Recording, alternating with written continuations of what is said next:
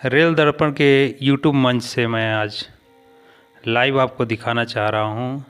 दक्षिण पूर्व railway mains Congress के द्वारा एक दिवसीय धरना मंडल रेल प्रबंधक कार्यालय के सामने बुलाई गई थी। आज उसी को लेकर ये धरना प्रदर्शन ओपीएस की डिमांड जो सरकारी कर्मचारियों की बहुत ही गंभीर मुद्दा है, जो लगातार कर्मचारी विरोध कर रहे हैं एनपीएस का और ओपीएस की डिमांड कर रहे हैं। उसी के लेकर आज एनएफआईआर के द्वारा दिल्ली में एक महा रैली बुलाई गई थी, जिसे एनएफआईआर के secretary doctor M Raghuvaiah Delhi में लीड कर रहे हैं। और उसी को देखते हुए दक्षिण पूर्व रेलवे मेंस कांग्रेस के द्वारा, जिसके संयोजक नित्यालाल कुमार हैं, उनके द्वारा एक दिवसीय धरना बुलाई गई थी। आइए देखते हैं क्या कुछ हो रहा है यहाँ पे।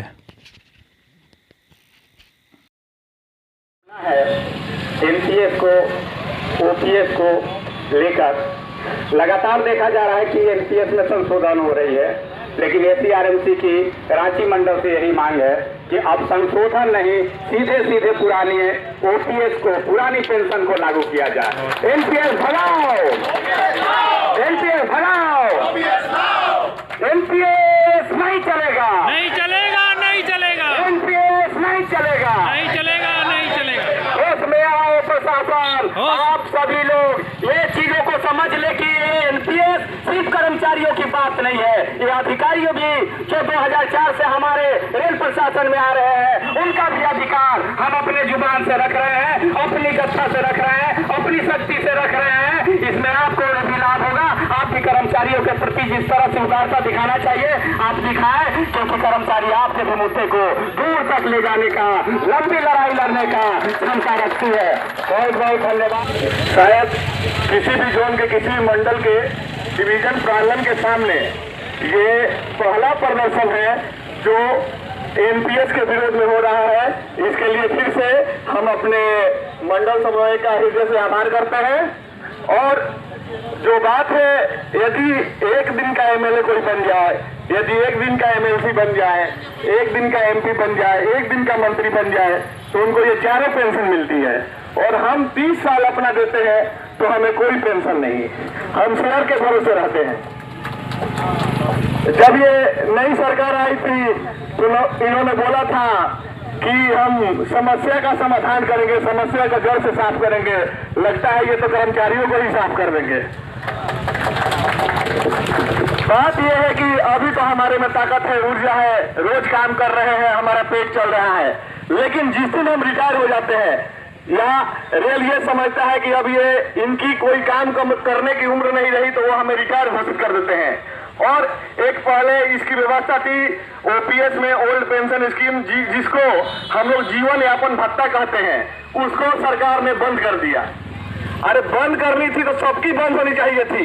आप 4 पेंशन लेके बैठ रहे हो, आप एक दिन के लिए भी संसद के प्रांगण में चल जा रहे हो, विधानसभा में चल जा रहे हो, विधान परिषद में चल जा रहे हो, तो आपको पेंशन चाहिए। लेकिन हम 30 साल दे रहे हैं तो हमें हमारी पेंशन नहीं चाहिए।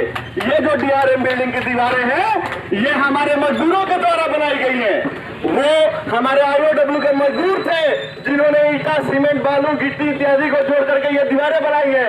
ऑफिसरों ने नहीं बनाई है, न ही किसी मंत्रियों ने बनाई है। हमारा कहना यह है कि जो हमारी व्यवस्था चल रही थी उसका विरोध न हो, हमें ओपीएस चाहिए। ओपीएस हमारा जीवन यापन भत्ता है। एक गिलास पानी के लिए भी जहां रांची में आज पैसा लगता है, वहां हमारी ओपीएस बंद कर दी गई। ये कहां के न्याय है? और प्रशासन हमें अपने मूलभूत अधिकारों से भी वंचित कर रहा है। कभी यहाँ जाओ तो खाने को नहीं देंगे, रहने को नहीं मिलेगा, ऑर्डर नंबर रहेगा, लिख के दिया जाएगा तो मिलेगा, किसी का टीए नहीं मिलेगा, किसी का ओटी नहीं मिलेगा, किसी का नाइट नहीं मिलेगा।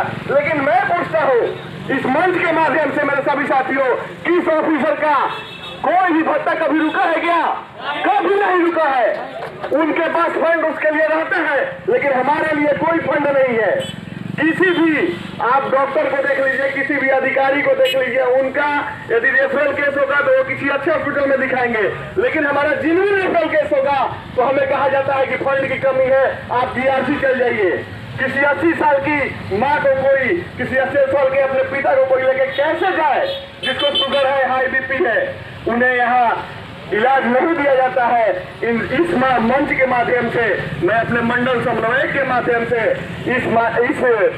इस मुद्दा को प्रकाश में लाना चाहता हूं, जो हमारे रिटायर्ड कर्मचारियों के साथ और जो हमारे साथ जो कि अभी कार्यरत कर्मचारी है उनके साथ हो रही है, इसका पुरजोर विरोध हम लोग तब तक करेंगे जब तक कि हमारी मांगे पूरी नहीं हो जाती। जिंदाबाद जिंदाबाद जिंदाबाद जिंदाबाद जिंदाबाद जिंदाबाद जिंदाबाद जिंदाबाद जिंदाबाद जिंदाबाद जिंदाबाद ML कुमार जिंदाबाद, जिंदाबाद जिंदाबाद ML कुमार जिंदाबाद, जिंदाबाद जिंदाबाद चंचल भैया जिंदाबाद। जिंदाबाद जिंदाबाद। दूसरी बात है कि OPS जैसे कोई मजदूर यदि दिहाड़ी करता है, कोई किसान यदि कोई खेत में उपज करता है तो उसका भी इंश्योरेंस होता है। दोस्तों, विगत वर्षों में हमने सुना होगा कि नई सरकारें आई तो उन्होंने किसानों का ऋण माफ कर दिया, ये अच्छी बात है, आपके इस कदम का हम स्वागत करते हैं।